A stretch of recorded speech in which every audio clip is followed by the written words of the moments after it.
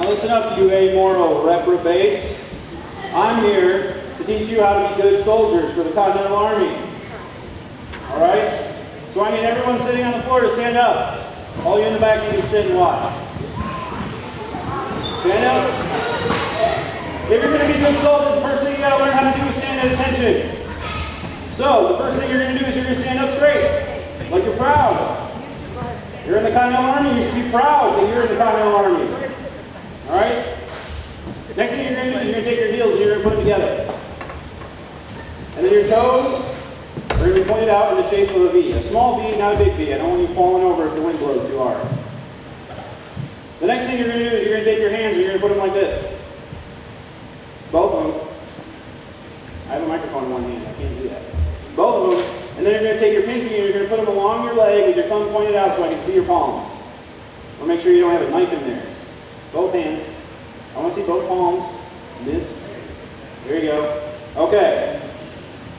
The next thing you're going to do is you're going to look straight. Straight ahead of you. At the enemy. Put your hands on your side. Like I showed you. Like this. Palms forward. Look straight at the enemy. Don't look at me. I'm not important. Those British redcoats across the way that are shooting at you, they're the important ones. You got to look at them. All right? The last thing you got to do is you got to keep your mouth closed. Because when you're standing at attention, you are ready to receive orders. You are not trying to give orders. You're privates. You don't give orders. You receive orders, and you do what I tell you to do. Do you understand? Yes. I can't hear you. Do you understand? Yes. Thank you. Now that you know how to stand up like a soldier, maybe you'll start acting like a soldier. So we're going to teach you how to turn like a soldier. It's very important to know how to turn. All right? So the first thing we're going to learn is we're going to learn how to turn right. So everyone's still facing forward, still at attention. Okay? Now I'm going to demonstrate. Don't do anything, just watch. When I give you the order, it will come in two phases. Preparation, initiation.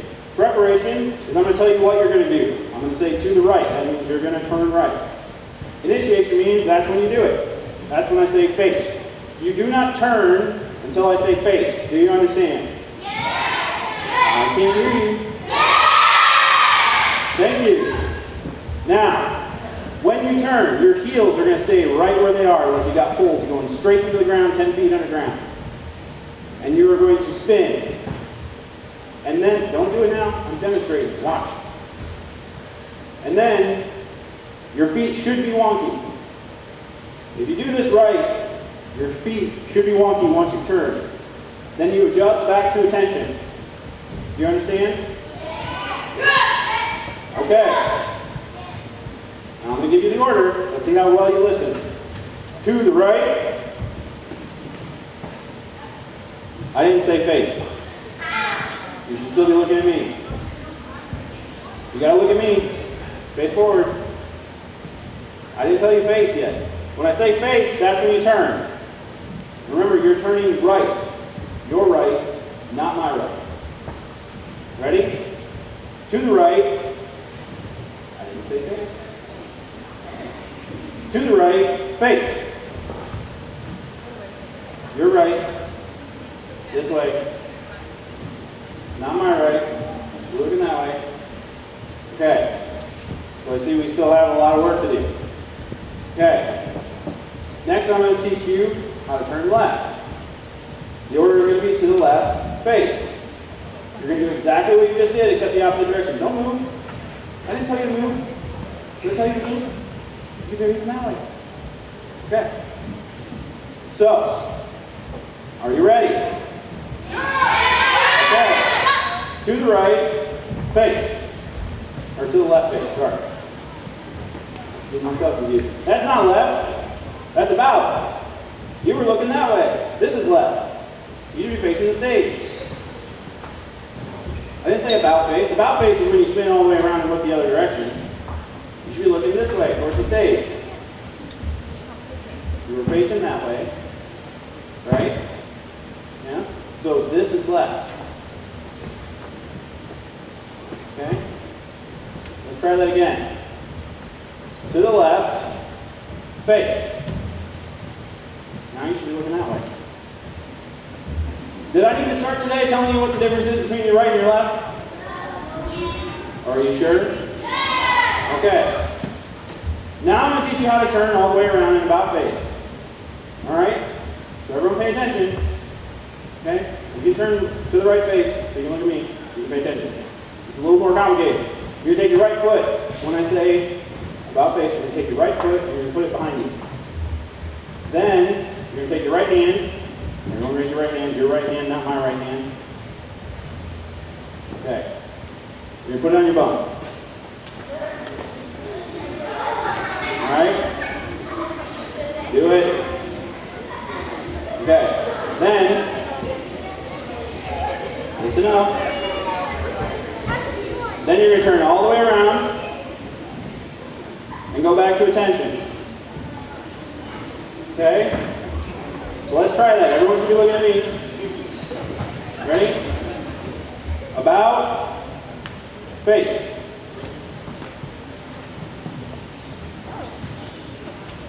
Should be looking at the bleachers.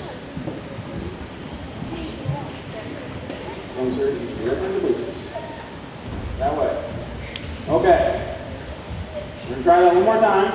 We'll keep looking at the bleachers. Ready? About, face.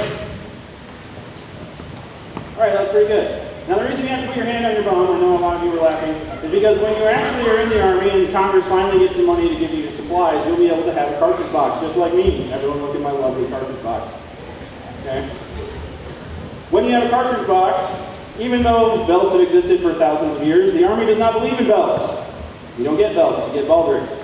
And if you don't take your hand and you put it on your cartridge box when you spin, that cartridge box might fly up and whack somebody in the face. So you have to hold it down so it doesn't hit anybody while you spin. Except you guys don't have cartridge boxes, so you have to put your hand in your bum. Okay? Alright. Now we're going to try all three orders. Okay? So everyone's standing at attention, looking at me. Ready? To the left, face. You don't have to have your hand on your bum unless you're going all the way around in about face. Here you go. Alright. Speaking of which, about face. Facing that way.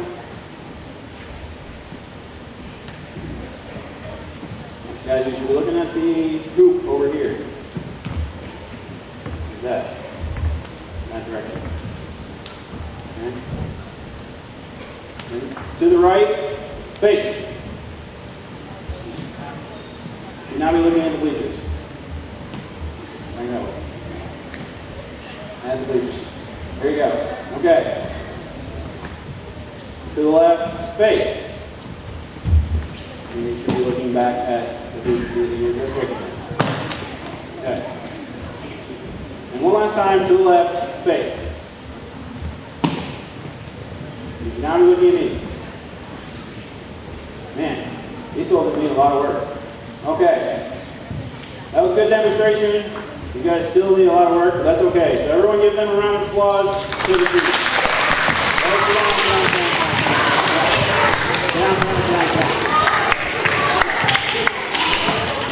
Okay. This is a modified at ease. That means you're still listening. Okay?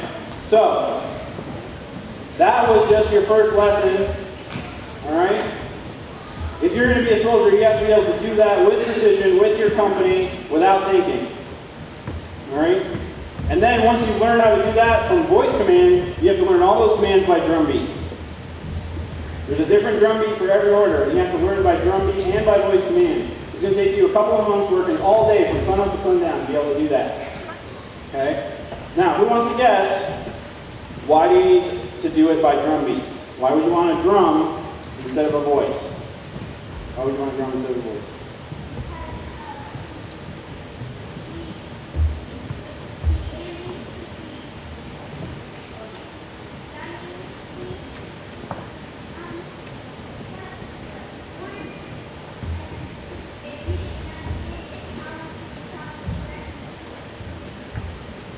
Right. You want to be able to listen in on your enemies too. That's true. And you want to keep your orders secret too, right? So you want different drum beats than your enemy. That's true. But you could have different orders than your enemy by voice, couldn't you? So why do you want a drum instead of voice? one really important reason. What's the difference between drum and voice? Yes, sir?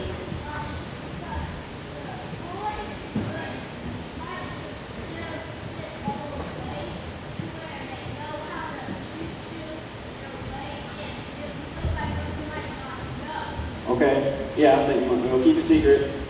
All right, way in the back, in the purple, yell so everyone can hear you. You had your hand up. Why do you want drum instead of voice?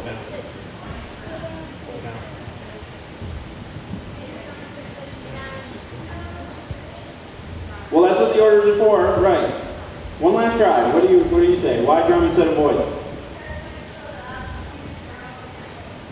There you go. Because when it gets really loud when you're fighting, you can't hear anybody yelling. Okay? When you're in a company, there's 80 people in a company. You take 10 companies together, that's a regiment.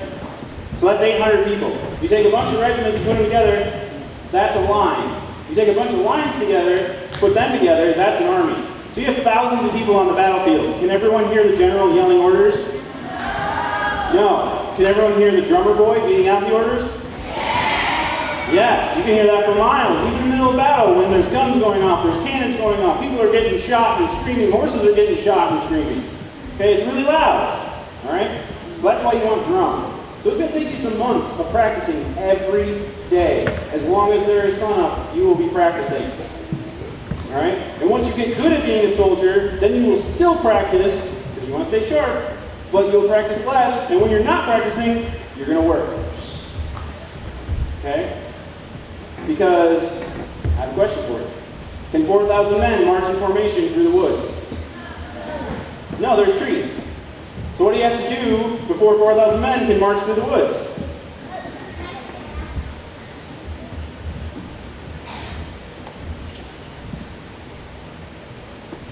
Cut down the trees. That's right. You want to build a road. You got to cut down the trees so the guys can move through the road that you just built. Guess who's going to build the road? Well, you guys. You're the soldiers. You're going to build the road. And when you get where you're going and you want to build a camp, guess who's going to build the camp? You guys. All right? So, you got to work all the time as a soldier. All right? Now, you might have a couple of hours to yourself. If you had some hours to yourself, what do you think you would do? Now, remember, this is over 200 years ago. Okay? So, what might you do 200 years ago when you have some time to yourself? Yeah? Rest. Yes, soldiers like to sleep. Okay? Because they're tired. So they would like to rest. That's one thing. Any other ideas? You, miss? Eat. Soldiers want to eat. Except Congress doesn't have any money to give you food, so you don't need that much. Yeah? Drink water. You can drink while you march. That's what the canteen is for. Yeah? TV. It's over 200 years ago. No TV. Yes? Go hunting. If 4,000 men walk into the forest, how many deer are left? They run away. Okay? So hunting is hard. Alright? Do you have an idea? Yeah, you want to drink water? What about reading? Now you guys are soldiers, so you probably don't know how to read, but that's okay. One or two of you might know how to read, so they could read to everybody else. You might play games, right? No! Anyone here like to play card games? No! You might play card games? Anyone here like to play dominoes or dice? Yeah? You might play those games? But mostly the number one answer is sleep. You don't have a lot of time yourself, so you're going to sleep. Alright? So being a soldier is rough. Now, being in the militia is a little different. The militia? The militia are a bunch of guys who own property, so they can be in the militia. Okay? And they practice once a month, being soldiers. And then when they get called up, if it's springtime and they want to go home and plant, they can do that. And if it's fall time and they want to go home and harvest, they can do that. And if it's winter and they're cold and they miss their family, they can go home and visit with their family and not be cold. Soldiers can't do that. They have to stay in the army. But the militia, they can do what they want. All right? Now, does that mean that the militia are as good soldiers as the regular army? No, they're not. In fact, George Washington wrote a lot about how he they're pretty much useless. Okay? He does not like the militia. The Russian does not like the militia. So, the militia, they have their uses, but he would much rather have an army of regular soldiers like you. Okay? Disciplined, well-ordered soldiers who know what they're doing. Okay? So, being a soldier is rough. Alright? And it's hard. But it's worth it, right? Because we're fighting for something. What are we fighting for? Let's raise our hands. What are we fighting for? I'll answer questions later. What are we fighting for? Freedom. We're already the freest citizens in the world. We're British citizens. We have more rights than anyone else in the world. So how could we be more free? Our country, well, yeah, we're fighting for our country, but why? Why do we want a different country? Do you have an idea? No? How about you with a pink heart? Why do we want our own country? Everyone be quiet. You forgot? Okay. How about you, miss? Yes, you. Why? Freedom of religion? Yeah, we already have that. At least in Pennsylvania. So just move to Pennsylvania. Yes, ma'am?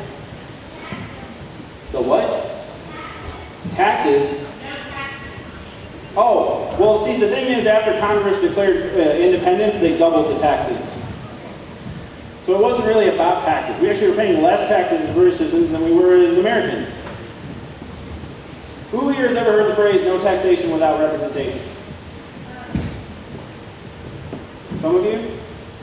What that means is, we wanted representative government. All the people in Parliament in Great Britain who passed the laws, passed the taxes for the people in the American colonies were from England. None of them were from the colonies. That would be like if all the people of Massachusetts decided to pass laws for all the people living in Oklahoma. Is that fair? No. Okay? So we wanted people from our home, people who are our fellow citizens, to serve in our government and have us have a voice. We wanted representation. That's what the war was about. We needed our own country because Great Britain would not give us representation. Okay? And now we have a lot of representation. Okay? We have congressmen, senators, city council members, county board members, school board members, presidents, governors, mayors. Okay? We have lots of representation now. Okay? And that's what we were fighting for. All right? Now, I've jawed on long enough. So it's time for you guys to ask questions. Okay? So let's start with the back since they've had less chance to talk. You, sir, just raise your hand. Yes, you. I can't hear you. You gotta stand up and say it really loud. I am a soldier in the Continental Army. So this is how all soldiers in the Continental Army, it's about how they would dress. Okay? So I have shoes. Alright? These are the shoes they would wear. I have stockings. I have breeches. I have a shirt. I have a waistcoat. I have an overcoat. I have a cravat. I have a hat. Okay? Now this is a civilian hat, not a military hat, which means I provided it myself. And a lot of soldiers did that because Congress didn't have any money when they first started out. Okay? I was lucky enough to get this coat from Congress, but I was one of the few soldiers who were able to do so. Most soldiers provide their own coats. Alright? But this is basically how a soldier would dress. Okay? You sir in the blue. I'm sorry, could you say it louder? Is the gun real? This is a replica of a Brown Bess Model 3 land pattern musket. It is a replica. No, I'm not going to shoot it. This gun is basically what every soldier, both in the British Army and in the American Army, would use. There were different types, but they were all pretty much the same. They all worked exactly the same. And this is what they would use. It should take 15 to 20 seconds to load and fire, so you should be able to get off at least 3 rounds a minute. Okay? Now, what you use to load it is cartridges made from my cartridge box right here. This thing. Cartridges are little paper Tootsie Rolls that are about the size of my finger. And these two knuckles would be gunpowder and this knuckle would be shot. Okay? All right? I don't have any with me to show you. And what you do is you tear off the gunpowder end of that Tootsie Roll, pour it in the barrel, put the shot in the barrel, use the ramrod here to ram it all the way down to the back. All right? And then you could be able to fire. All right? So yes, the answer is this is real. Okay?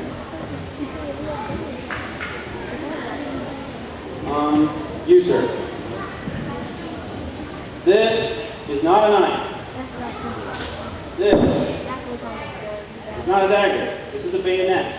Everyone say bayonet. Bayonet. This has no edge. I could do this all day and nothing's going to happen to my finger. It has a little point, but it's not really any sharper than a pen or a pencil. Okay? What happens is when you put this on the end of your gun, then all of a sudden you have a nice spear. Okay? And that's for charging, which is generally how you would drive your enemy from the field of battle. You usually only fire 3 to 4 rounds in a battle, and then you would be given the order to charge because you'd be close enough to the enemy to do so. Now, I don't like using this. And there's a very special reason for why I don't like using this. Does anyone want to guess? Yes?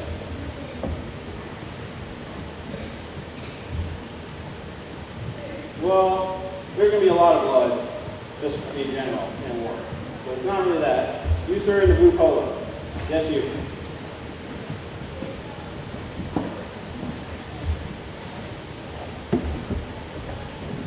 I don't want to stab anybody. That's true. Why don't I want to stab anybody? If I'm close enough to be able to use this to stab someone, then what's the opposite of that?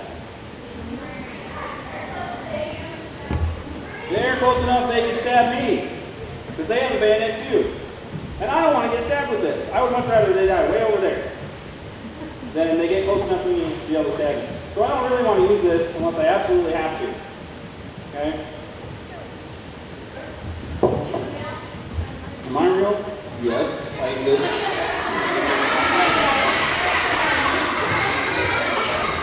Man, are you in the purple? Speak loud. What's your question? Are you going to be in the war if Canada happens? No, I'm in the war for American independence. Okay. Yes? This? These tools are for cleaning my weapon. Now, black powder is very dirty, and sometimes it messes up your weapon. Sometimes, as many of you have ever heard someone say, it's all fouled up. That's because what that black goo that black powder leaves behind is called fouling, and it can jam up a gun. And so when a gun is all fouled up, it doesn't work anymore. Okay? This is so I can clean my gun in the middle of battle, and I don't have to hold on to my tools. All right? They're always there for me to be able to use so that I don't get my gun all fouled up and then I can't shoot anymore. All right? So that's what those are for. You, ma'am.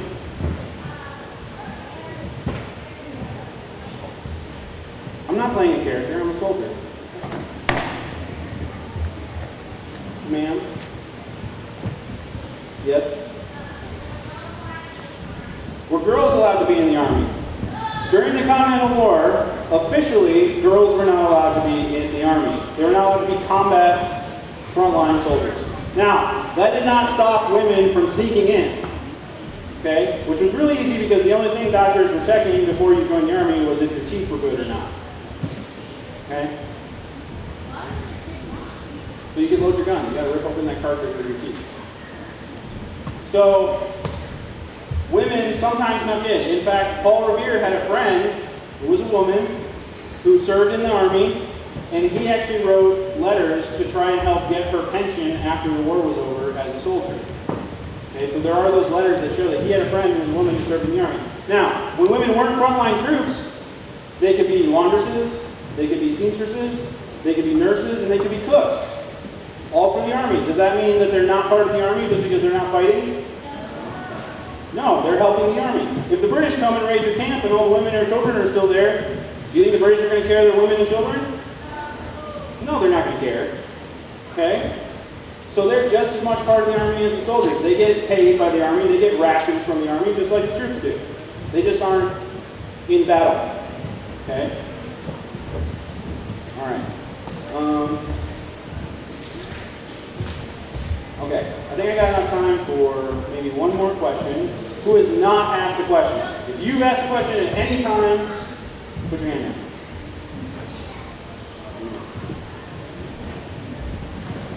What do I carry around in the battle? Everything you see on me is what I carry, plus my gun. I carry everything I own with me, pretty much. Okay? Because I have my haversack for my personal belongings and my food. I have my canteen for water. I have my cartridge box for ammunition. I got my bayonet. I got my gun. And then a lot of soldiers had knapsacks for their tent, their extra clothes, other stuff like that. So if you were in fighting, you pretty much carried everything you owned with you. Okay? And altogether, it probably weighed, I don't know, 50, 60 pounds. So. Okay. One last question from someone who has not asked a question. We'll go to the back again.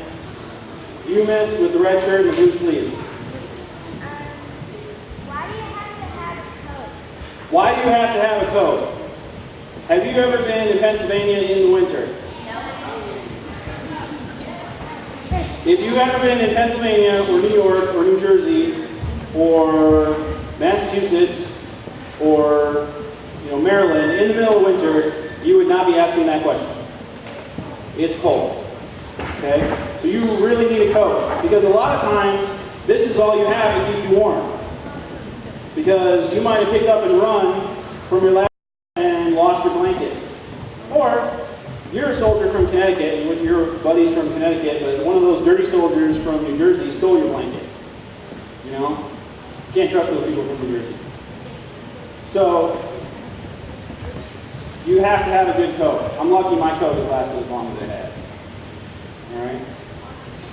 So thanks for your questions.